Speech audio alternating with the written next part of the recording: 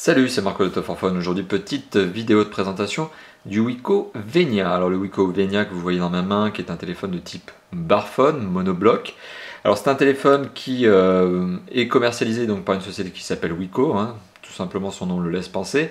Et cette société est donc une société qui est basée à Marseille. C'est une société française qui a été créée par 3 actionnaires, 3 amis, 3 cofondateurs, et lesquels se basent sur un partenariat technologique avec une entreprise chinoise qui conçoit, fait l'ingénierie et fabrique les mobiles.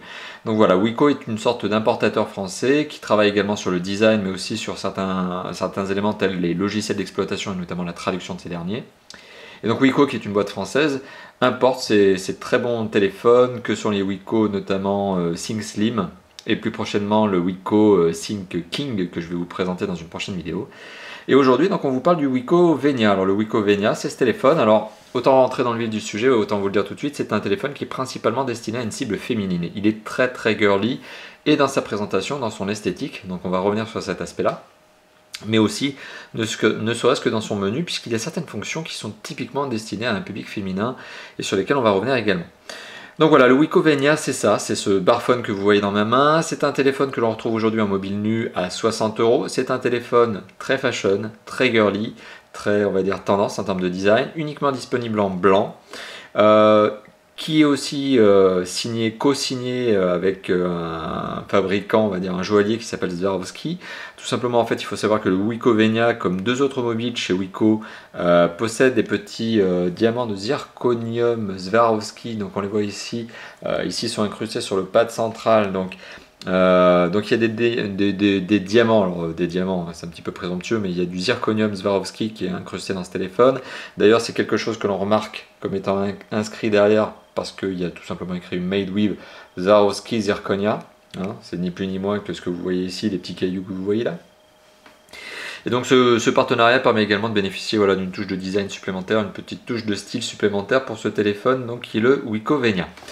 Alors le Wiko Venia, si on fait un petit tour du propriétaire, alors c'est un écran qui n'est pas tactile, hein, on le voit, c'est un écran figé on va dire. C'est un écran de 2,2 pouces, 262 000 couleurs, TFT, affichant une résolution de 320 pixels par 240 pixels. Un écran qui a une très forte luminosité, très belle couleur, on va dire, très bonne gestion des couleurs. Pour un écran de cette catégorie-là, je reviens sur cet aspect-là, on est typiquement sur un téléphone entrée de gamme, donc ne lui en demandons pas trop, il n'y a pas de HD là-dessus, mais c'est un écran sur lequel voilà, on peut lire parfaitement, ne serait-ce que des SMS sans aucun problème. Voilà, donc là je vous vois un petit SMS, et vous voyez, on arrive parfaitement à lire et à distinguer ce qui est écrit dessus. Donc sur l'aspect de la lisibilité, cet écran est bon. Sur l'aspect de la HD, eh bien évidemment ça n'est pas un écran HD, donc vous pouvez voir de la vidéo sur ce téléphone, mais finalement la qualité étant tellement faible, ça n'est vraiment pas ce type d'utilisation que vous allez pouvoir privilégier. Donc voilà, c'est donc un écran de 2,2 pouces que vous retrouvez sur sa face avant, complété par un clavier 10 chiffres classique, donc le fameux clavier où lorsque vous voulez taper un SMS, eh bien vous appuyez plusieurs fois sur la touche pour arriver à accéder à la lettre qui vous intéresse, donc un clavier 10 chiffres, dièse étoile, le pad 4 directions avec le bouton OK au centre. Sur la droite, un bouton ici qui vous permet d'accéder voilà, à une fonction, un bouton raccroché, et ici 2 boutons qui sont intéressants. Alors on le voit peut-être ici en contraste, on a un bouton avec eh bien, on dirait un signe téléphonique 1 et un autre 2.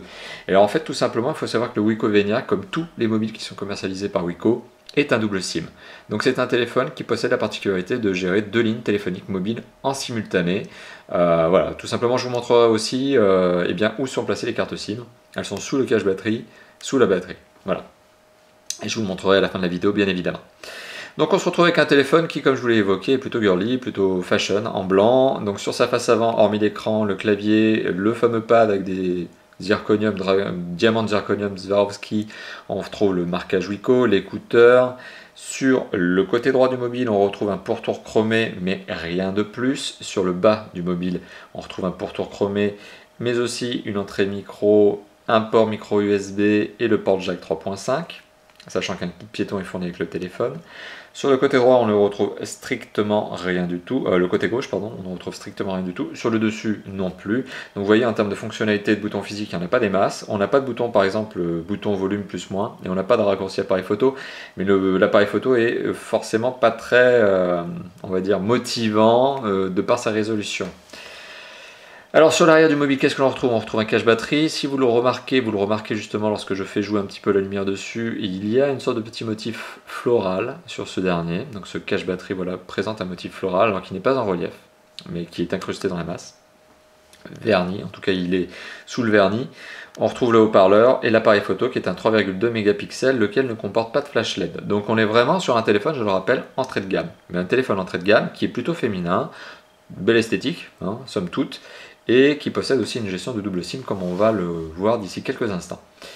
Alors en termes de dimension, on est finalement sur un téléphone qui est relativement compact, hein, puisqu'on est sur un téléphone qui mesure 11 cm de haut, hein, 11,4 pour être précis, qui mesure 4,8 cm de large et qui mesure uniquement 1,2 cm d'épaisseur. Donc c'est un téléphone qui tient très très bien en main. Les matériaux utilisés sont légèrement glissants, puisqu'en fait c'est du plastique glossy verni, donc il faut vraiment bien le prendre en main, mais du fait que les dimensions sont raisonnables, au contraire, plus que raisonnable d'ailleurs, on le tient très bien en main sans avoir peur de le faire glisser. Donc un très très bon point que la prise en main de ce téléphone et le clavier voilà, est relativement agréable à utiliser.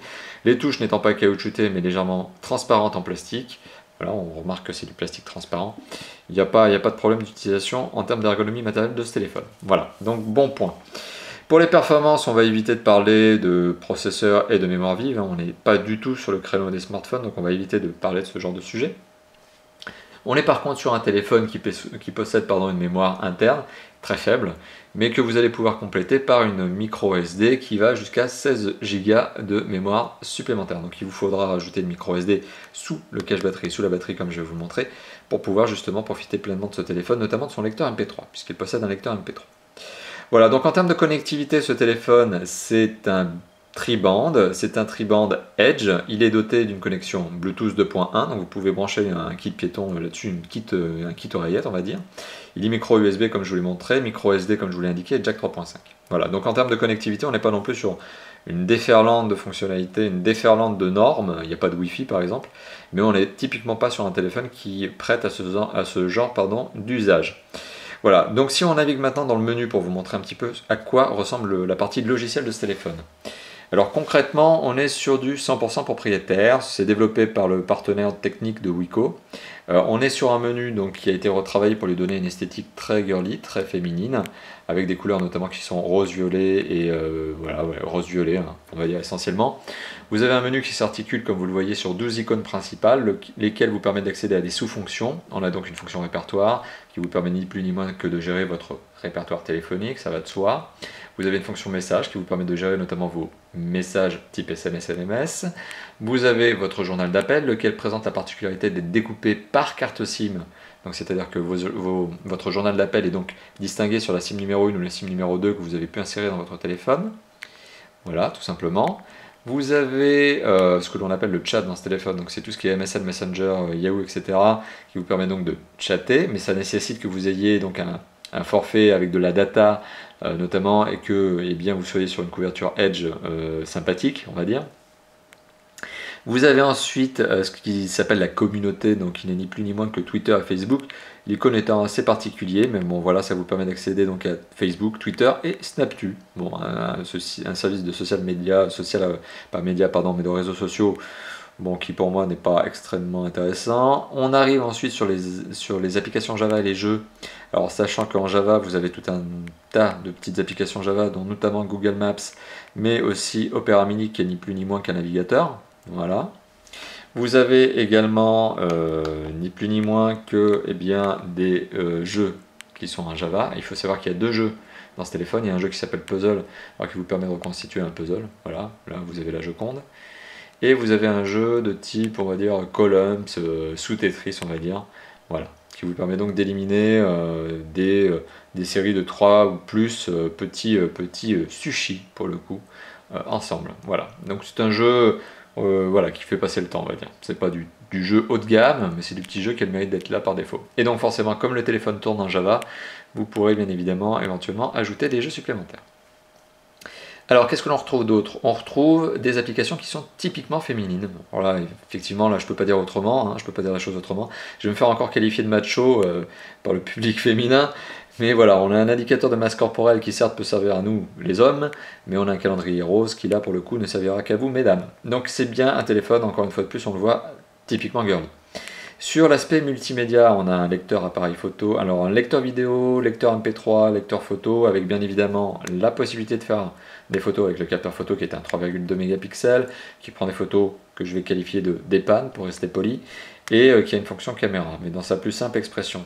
Voilà, tout simplement. Alors, ah oui, la fonction caméra étant une QVGA, donc autant vous dire que vous ne serez pas vraiment tenté de vous en servir. Mais enfin, quoi qu'il en soit, vous avez surtout, c'est là-dessus que repose un petit peu cette force justement de ce téléphone, c'est le lecteur multimédia, le lecteur musique je vais dire, puisque c'est un lecteur musique plus que multimédia, hein, c'est un lecteur de musique.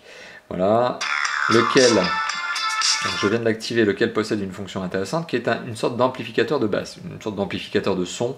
Donc notamment là, on va l'écouter. Le son étant diffusé, vous le voyez par le haut-parleur qui se trouve derrière.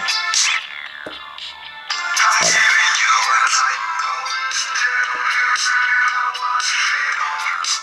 Donc le son reste de bonne qualité sur le haut-parleur, bien évidemment, mais on le sait, ça n'est pas de cette manière qu'on écoute généralement son lecteur MP3. Enfin, quoi qu'il en soit, vous le voyez, le lecteur MP3 est plutôt agréable à utiliser. Certes, les images voilà, sont très girly, donc c'est encore une fois de plus destiné à un public féminin, je n'arrête pas de me répéter. Mais voilà, le lecteur MP3 est fonctionnel, marche bien. Les touches de contrôle volume, étant donné qu'elles sont absentes du téléphone en bouton physique, elles sont ici présentes en tout simplement bouton, on va dire, du clavier, puisque vous allez utiliser le dièse et l'étoile pour pouvoir diminuer ou augmenter le son, tout simplement, on le voit ici, du lecteur MP3, donc ni plus ni moins. Donc ça fait partie des forces de ce téléphone finalement. Et vous avez, on continue notre petit tour, vous avez le fameux Internet mobile, donc il n'est ni plus ni moins que l'accès à l'Internet mobile, donc au navigateur. Vous avez une boîte à outils avec des différentes fonctions, calendrier, alarme, fuseau horaire, etc. Donc l'alarme au moins peut s'avérer intéressante à utiliser. Vous avez un gestionnaire de fichiers qui vous permet de connaître la mémoire disponible sur votre téléphone. Et alors on voit, elle n'est pas extrêmement importante. Vous avez 80 MO de libre. Bon, de quoi vous mettre un premier album MP3 bien compressé comme il faut. Et vous avez la possibilité justement de gérer votre carte mémoire. Sachant que moi j'ai mis une carte mémoire de 8 Go. On le voit ici. Donc 7,4 Go à la base. Donc 5,5 qui sont encore exploitables. Donc 5,7 encore exploitables. Pardon, j'en bafouille. Puis on arrive dans les paramètres du téléphone, qui vous permettent de gérer notamment, tout simplement, les cartes SIM, dans une gestion relativement simple en fait, dans le sens où la gestion des cartes SIM elle est plutôt limitée. C'est-à-dire que vous pouvez gérer soit d'avoir une carte SIM ou l'autre désactivée, c'est-à-dire que vous pouvez avoir la une active et la 2 désactivée, la une désactivée et la 2 active, ou les deux actives ou les deux désactivées. Donc voilà, on n'a pas de règle de priorisation d'un service par rapport à une SIM par rapport à une autre. Enfin, tout ça pour vous dire que par exemple, si vous voulez émettre systématiquement vos appels avec la carte SIM numéro 1, vous n'avez pas d'autre choix que d'appuyer sur le bouton ici 1, alors que d'autres téléphones par exemple ont une gestion différente, c'est-à-dire pas de bouton physique ici qui permet de distinguer si on appelle avec la SIM numéro 1 ou la SIM numéro 2, j'en bafouille décidément. Mais en fait une fonction automatisée, c'est-à-dire que dans d'autres téléphones concurrents, vous allez appeler avec un seul bouton, et c'est via un paramètre que vous aurez prédéfini que le téléphone va savoir si vous souhaitez appeler avec la carte SIM numéro 1 ou la carte SIM numéro 2. Enfin bon, voilà, tout ça pour vous dire que la gestion de la carte SIM est plutôt simpliste, enfin en tout cas elle est là, elle existe, et encore une fois de plus, c'est un téléphone double SIM, donc qui a le mérite voilà, de proposer une gestion sympathique de la double SIM. Sachant que ce téléphone a beau être un dual SIM, un double SIM, vous pouvez très bien l'utiliser avec une seule carte SIM. Ça n'est pas parce que vous en avez qu'une seule et que vous avez ce téléphone que vous ne pourrez pas appeler. Loin de là, c'est une ou deux cartes SIM, tout simplement. Alors maintenant, juste pour revenir un petit peu sur l'aspect interne de ce téléphone. Donc, je vais enlever tout simplement le cache batterie. Alors le cache batterie dont la fente qui me permettra de l'extraire se retrouve ici sur le côté gauche. Voilà, donc le cache batterie qui est en plastique légèrement rigide, bon point, hein. Ça donne une certaine solidité au téléphone, une certaine en tout cas bonne prise en main. La batterie que l'on voit à l'arrière, donc avec ce petit marquage Wico extrêmement simpliste, minimaliste, est une batterie de 950 mAh. Au regard de la consommation énergétique du téléphone, c'est plusieurs jours d'autonomie que vous allez pouvoir avoir avec celui-ci. Et alors si j'enlève la batterie pour accéder en dessous donc justement à mes deux cartes SIM, vous le voyez, je n'ai pas de gestion de carte SIM à chaud, c'est-à-dire que je dois nécessairement retirer la batterie pour accéder aux deux cartes SIM. Donc j'ai un emplacement carte SIM numéro 1, pardon là c'est la 2, et là c'est la numéro 1, tout simplement. Et j'ai aussi l'emplacement de ma carte mémoire micro SD, voilà, que j'ouvre tout simplement comme ça. Voilà. Donc vous voyez, c'est relativement simple à placer, relativement simple à utiliser. C'est un téléphone qui pourrait être qualifié de basique s'il n'avait pas cette gestion de double SIM. Et justement, c'est sa force. Donc on n'est pas sur un téléphone basique, on est un téléphone qui donne cette impression de simplicité, de vraiment, voilà, finalement d'être basique. Mais d'un autre côté, on est sur un double SIM qui est eh bien, intéressant justement, et qui forcément, comme c'est un double SIM, est complètement désimloqué, bien évidemment, puisque là, je n'ai mis que du Orange dans ce téléphone pour information. Mais j'aurais pu mettre du SFR, du Bouygues ou du Free et du Orange, etc., etc. Voilà, et enfin, pour finir, la note de le mot de la fin sera sur le DAS de ce téléphone, donc qui est la norme qui vous permet de savoir si c'est un téléphone qui balance beaucoup d'ondes lorsque vous appelez ou pas. On est sur un DAS inférieur à 1 kW par kilo, on est simplement sur un DAS qui fait 0,976 watts par kilo. C'est dans la tranche haute des smartphones j'allais dire, pas du tout, c'est dans la tranche haute des barphones de cette catégorie. Sans tomber dans un excessif plus de 1. En gros, c'est un téléphone qui en termes d'émission d'ondes reste acceptable. Par contre, vous le savez, aujourd'hui il y a un principe de précaution qui consiste à éviter d'utiliser son téléphone pendant des heures et de façon donc intensive et plus que quotidiennement. Donc si vous êtes une grande ou un grand utilisateur de ce téléphone, bien évidemment, utilisez le kit piéton qui est fourni avec ce téléphone. Mais ce conseil est valable pour finalement tous les téléphones du marché, pas uniquement le Wiko Venia. Alors petite parenthèse, puisque je n'ai pas évoqué cet aspect-là, c'est le prix. Le Wiko Venia est un téléphone qui est commercialisé à 60 €, un peu moins de 60 € sur le web, en mobile nu, donc c'est-à-dire hors pack opérateur, sachant qu'aujourd'hui aucun opérateur ne le joue dans son catalogue, donc à vous de le trouver sur des boutiques. Eh bien, par exemple, du Cdiscount, si mes souvenirs sont bons, vend le Wiko Venia. Donc le Wiko Venia, c'est un téléphone qui vaut moins de 60 €. C'est un téléphone qui présente une belle fonctionnalité qui est celle de la double SIM, un lecteur MP3 de bonne qualité avec un son SRS donc boosté. Voilà, un téléphone simple à utiliser, facile à utiliser, avec un design vraiment, on va dire tendance qui vous plaira à vous, mesdames. Voilà, tout simplement. Enfin, en tout cas, c'est mon avis. Pour le reste, c'est un téléphone que l'on vous recommande si bien évidemment vous êtes intéressé par le double SIM, parce que finalement ce téléphone à 60 € est un petit peu dans la tranche haute du barphone. Si vous n'êtes pas intéressé par un téléphone qui finalement fait double SIM, vous avez des concurrents qui seront nécessairement moins chers, on va dire, avec des prix moins élevés, et qui vous permettront d'accéder à l'univers de la téléphonie mobile pour des tarifs nettement moins, c'est-à-dire des téléphones à moins de 30 €, tels que des concurrents comme Samsung et Nokia savent le faire, mais qui ne sont pas dual SIM, double SIM. Donc encore une fois de plus, voilà, c'est un téléphone beau design, tendance, sympa, mais avec ce dual SIM qui augmente nécessairement son prix de revient, le prix client qui aujourd'hui est à 60 €, un tout petit peu moins en fait, on arrive à le trouver je crois à 56 pour être précis. Voilà, merci d'avoir visionné cette vidéo. Comme d'habitude, elle sera publiée sur notre chaîne YouTube, donc la chaîne YouTube de nous, notre chaîne YouTube est Top 4 Phone tout simplement, mais aussi sur notre blog top-4phone.fr. Donc n'hésitez pas à commenter tout simplement cette vidéo, ce que vous pensez de ce mobile, ma manière de vous le présenter, est-ce que vous en pensez plus largement, est-ce que le prix est bon, est-ce que les performances sont bonnes, est-ce que son design vous semble intéressant, attractif. Voilà, n'hésitez pas à commenter, vos commentaires, donc j'insiste sur ce point là, sont toujours les bienvenus, et en général on répond en moins de 24 heures à ces derniers. Voilà, merci d'avoir visionné cette vidéo, à bientôt, ciao ciao.